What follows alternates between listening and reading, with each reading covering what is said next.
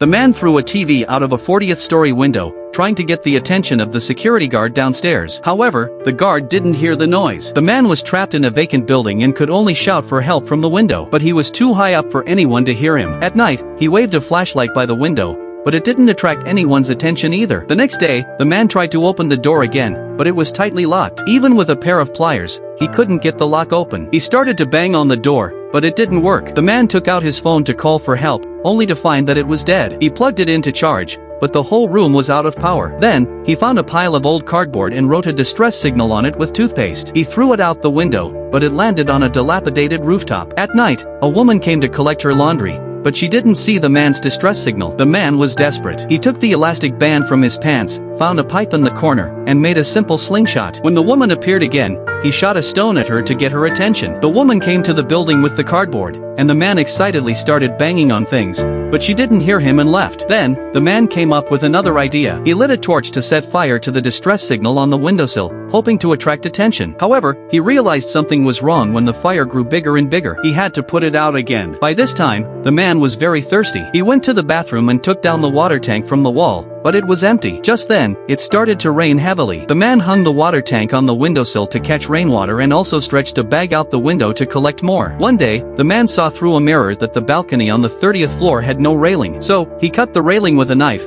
kicked it off, and climbed out of the window through the gap. He started to climb down. However, there was no foothold on the wall between the balconies, so he had to grab the stone wall above and feel his way down with his feet. Soon, he reached the 30th floor, but half of the railing was missing. He tied his belt to a rebar close to the ground and the other end to his hand, and then carefully stepped onto the railing. But to his surprise, the balcony on this floor had been removed. He had to walk carefully along the wall with his hands on it and almost slipped at a corner. He kept moving and finally made it. He kicked open the glass door of the balcony, opened the room door, and finally escaped from the building.